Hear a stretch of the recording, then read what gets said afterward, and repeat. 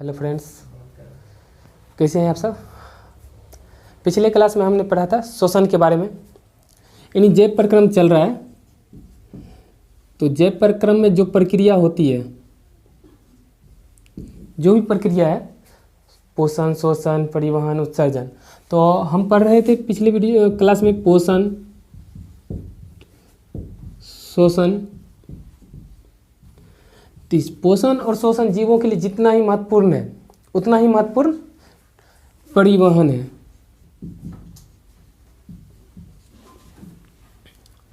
ये दोनों जो सजीव हैं उनके लिए जितना महत्वपूर्ण है, वो उतना ही महत्वपूर्ण क्या है, परिवहन है। तो आज के वीडियो में हम पढ़ेंगे परिवहन क्या होता है, परिवहन किसे कहते हैं, या जीवों में परिवहन कैसे होता है। तो परिवहन के बारे में ही चर्चा करेंगे विशेष करके। परिवहन मतलब, और इंग्लिश में बोलेंगे इसको ट्रांसपोर्टेशन।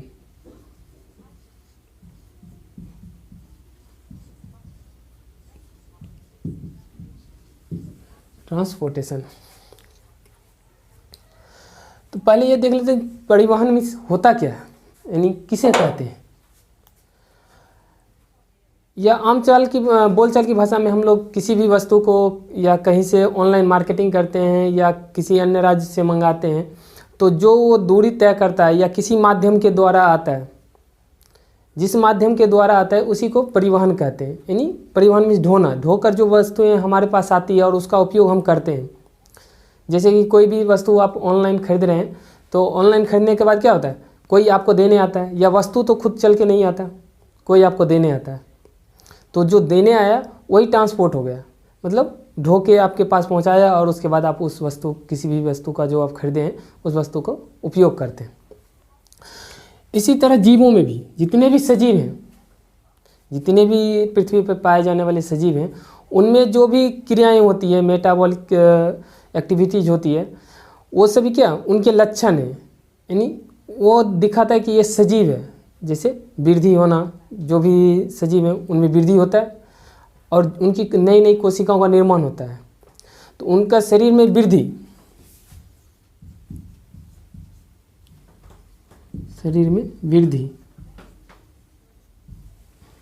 नई कोशिकाओं का निर्माण,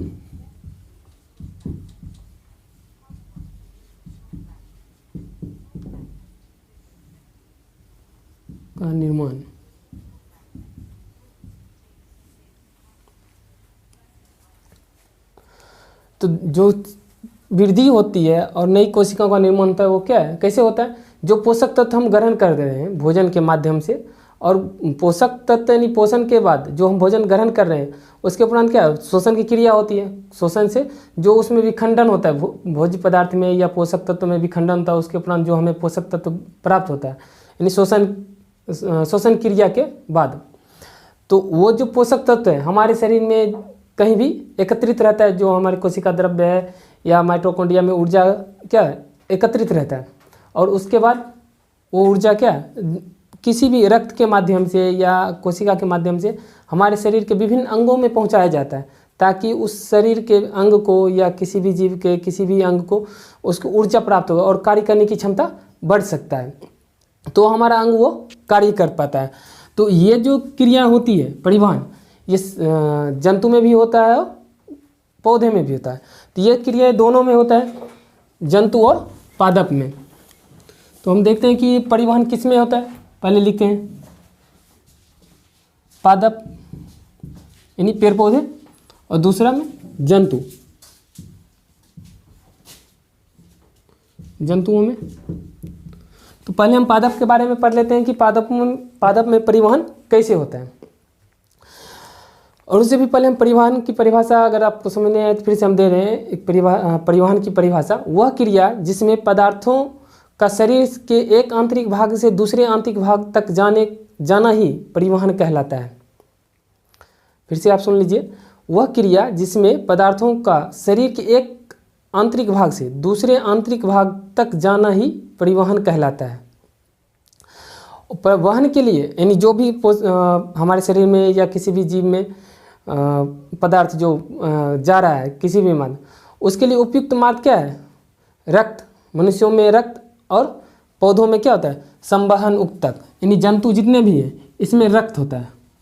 रक्त ही संवहन मार्ग होता है, यानी जो परिवहन का कार्य करता है वो रक्त करता है, और इसमें करता है संवहन बंडल।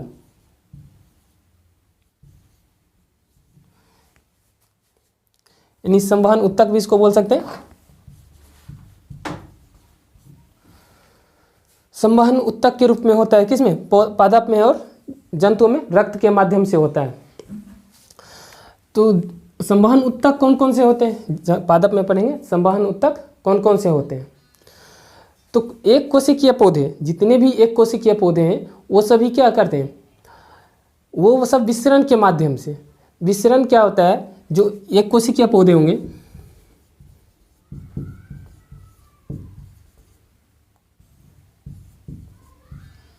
एक कोशिकीय पादप में क्या होता है, इसमें विसरण के माध्यम से होता है, डिफ्यूजन के माध्यम से। यानी ये स्वतः क्या होते हैं, उस जीव के अंगों में या उस जीव में स्वतः मिल जाते हैं, जो पोषक तत्व हैं स्वतः मिल जाते हैं।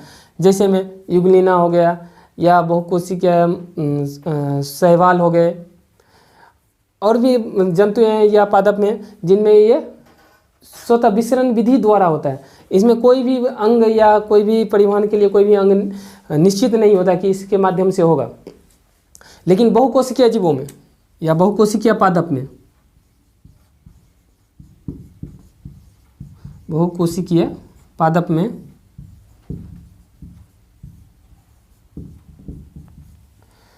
इसमें क्या होता है, ये विसरण विधि द्वारा अपना पोषक तत्व जो है एक अंग से दूसरे अंगों तक नहीं पहुंचा सकता, क्योंकि विसरण विधि द्वारा ऊंचाई तक जो पोषक तत्व है वो नहीं चढ़ सकता है या नहीं पहुंच सकता है।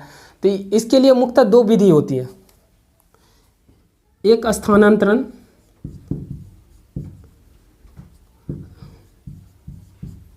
इसके लिए दो विधि है, पहला है स्थानांतरण और दूसरा है वाष्पोत्सर्जन। वाष्पोत्सर्जन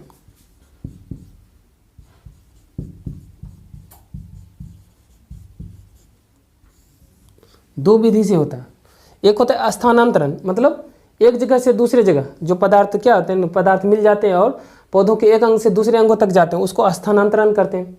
और वाष्पोत्सर्जन में क्या होता है, जो पौधे के बाह्य भाग से निकलकर उसका वाष्प वायुमंडल में मिल जाता है, उसको बोलते हैं वाष्पोत्सर्जन। तो स्थानांतरण किन माध्यमों द्वारा होता है, ये देखते हैं। स्थानांतरण किन माध्यमों द्वारा होता है, कि पौधों में जो भी पोषक तत्व हैं या खनिज पदार्थ हो या जल हो, इसी का स्थानांतरण होता है। तो स्थानांतरण जो होता है इसमें विशेष दो उत्तक पाए जाते हैं, जाइलम और दूसरा होता है फ्लोएम।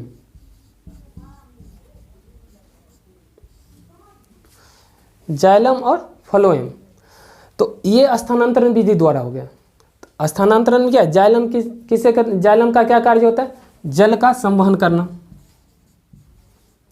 जल, यह क्या केवल जड़ से लेकर जो खनिज पदार्थ है मिट्टी से जड़ से अवशोषित करके पौधे के विभिन्न भागों तक पहुंचाना, ये जाइलम का कार्य होता है। और फ्लोएम जल और खनिज लवण, इसको लिख सकते हैं खनिज लवण, ये जाइलम का कार्य होता है। जाइलम जो है मिट्टी से जड़ के माध्यम से खनिज पदार्थ और जल का अवशोषण करके पौधे के विभिन्न अंगों तक पहुंचाना ही जाइलम का कार्य होता है।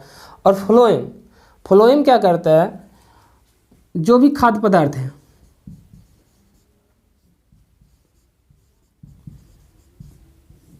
खाद्य पदार्थ ये पौधे के विभिन्न दिशाओं में यानी विभिन्न भागों में पहुंचाना, ये फ्लोएम का कार्य होता है।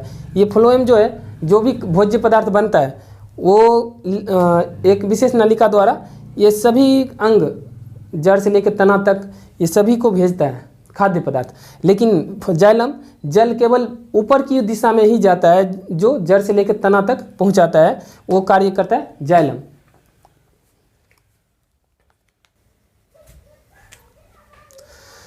ये तो था जंतु और पादप में अंतर, यानी पादप में कैसे परिवहन होता है, और जंतु के बारे में भी हम बता दे रहे हैं।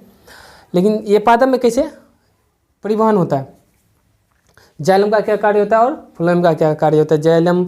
जाइलम जो है खनिज पदार्थ था, जल का परिवहन करता है, और फ्लोएम खाद्य पदार्थों का, ये सभी दिशाओं में कार्य करता है। अब आगे देखते हैं जंतुओं में।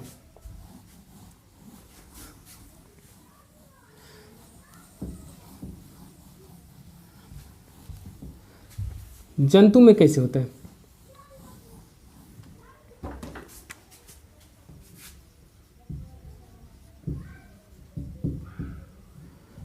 जंतुओं में परिवहन।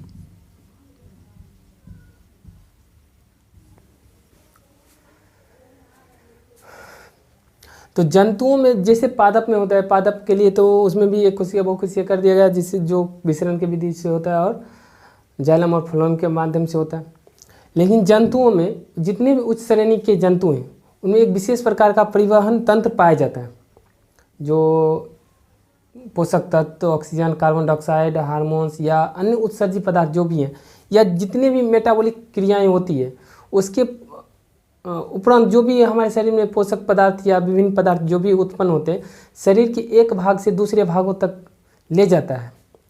तो जंतुओं में ये सब पदार्थ जो भी होती है, जितने भी उच्च श्रेणियों में कार्बन डाइऑक्साइड, ऑक्सीजन या हार्मोन्स या जो भी पोषक तत्व हैं, वो किन माध्यमों के द्वारा जाता है या उनको कौन लेके जाता है।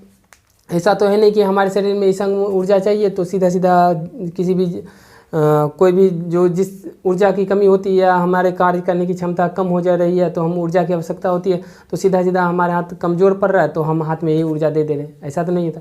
यानी हम उसके लिए पोषक तत्व को ग्रहण करते हैं, और पोषक तत्व जो है श्वसन की क्रिया के फलस्वरूप विखंडित होता है और सभी अंगों में ऊर्जा पहुँच जाता है।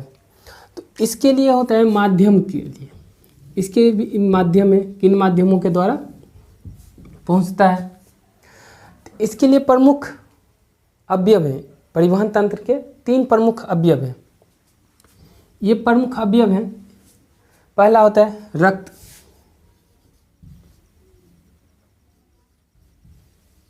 ब्लड। दूसरा है हार्ट, हृदय।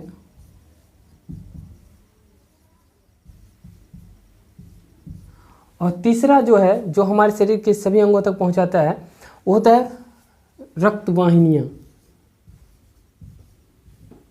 रक्त वाहिनियाँ।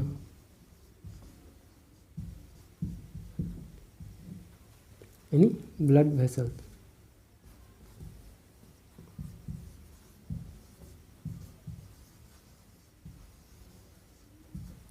ब्लड वेसल्स, ये तीनों मिलकर क्या करता है, ये तीनों मिलकर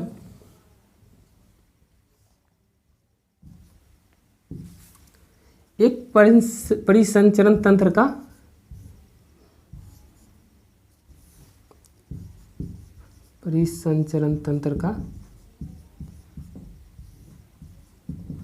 निर्माण करता है।